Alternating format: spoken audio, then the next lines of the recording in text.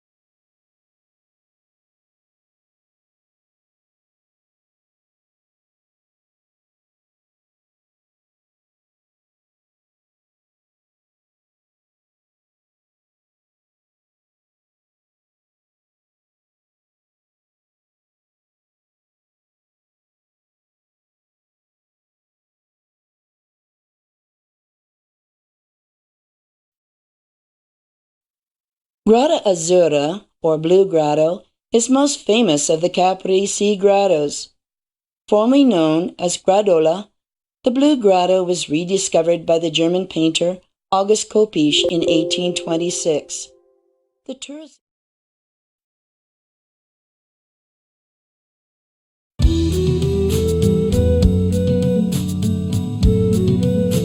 Mount Salado is a massive calcareous formation of the Upper Cretaceous period, 589 meters above sea level.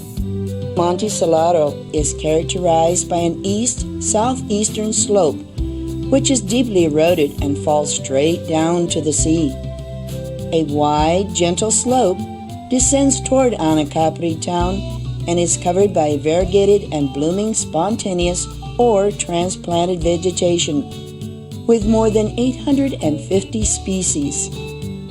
From the top of the mount, the visitor enjoys an incomparable aerial view of both Naples and the Salerno Gulfs.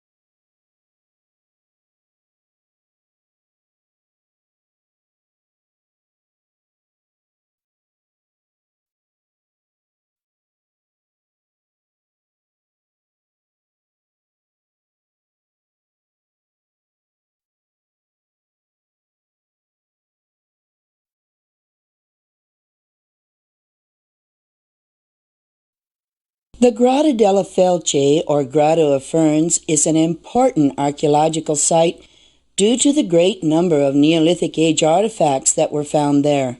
The famous archaeologists Ignacio Cirio and Rellini excavated the grotto. Access to the grotto is not easy, but the view of Marina Piccola and the Fariones is enchanting, particularly early in the morning with the seagulls flying and their cries echoing all around.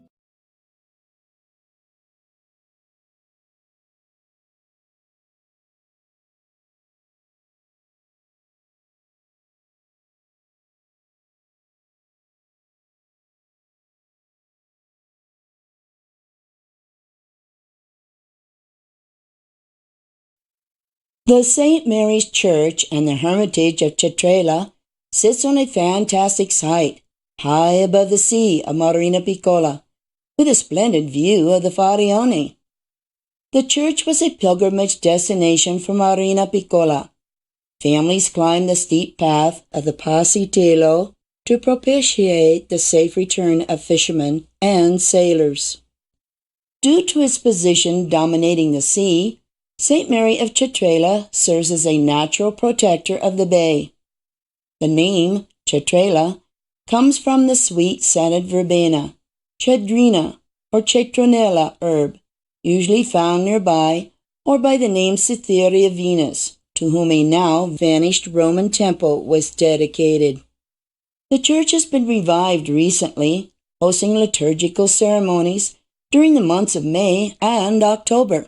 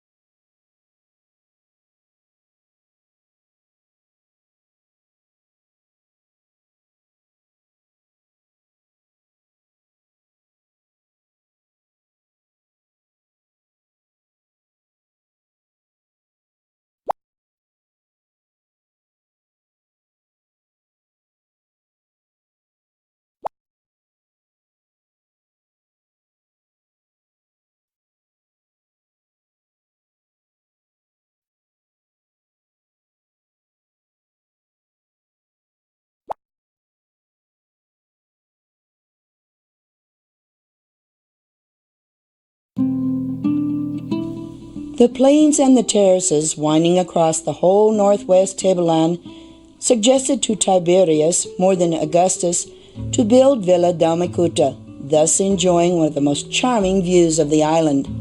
The main access was from the sea, a small landing point where a few cuts in the rock show the presence of moorings. The path leads to the Roman villa.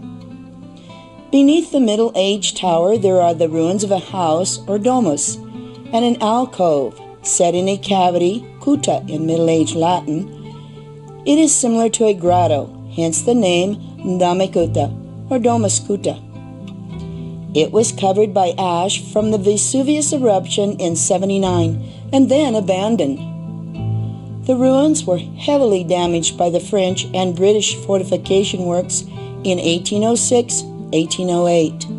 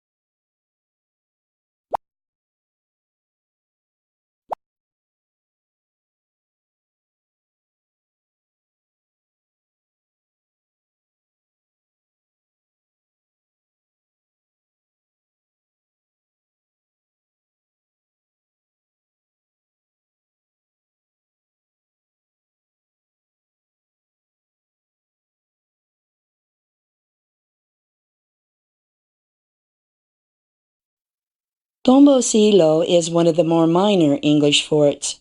It is located straight up from the beach and its beautiful emerald green waters.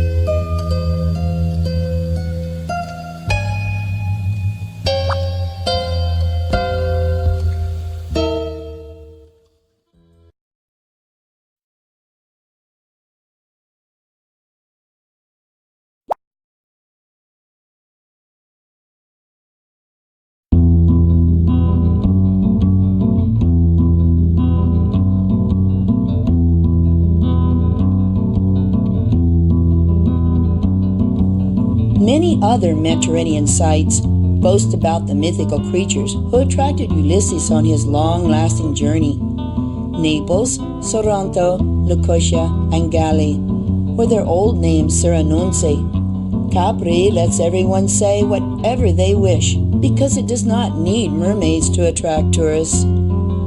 However, it looks like Capri was really the old mermaid's home, as written by Servius, who clearly reported Capri as a dwelling place of Achelo and Melopomene's daughters, as well as by Apollonius from Rhodes. He believed Capri was the rocky Telon's kingdom. On the other hand, Homer's description seems to match closely that of a flat cliff once blooming with Marina piccolas, aphodeles with its white and yellow flowers.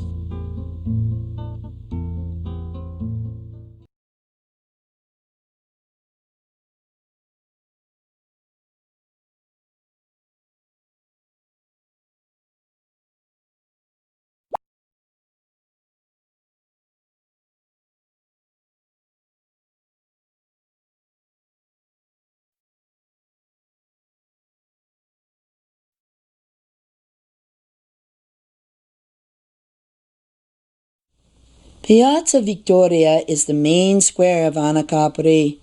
The town of Anacarpi has the charm of old times with traditional and artisan shops. It is a pleasant place for a long walk and rest, offering a great variety of landscapes and views. The streets, departing from Piazza Vittoria, lead to downtown Anacarpi, the Scala Fenicia, the Migliera, and to Monte Solaro via a chairlift.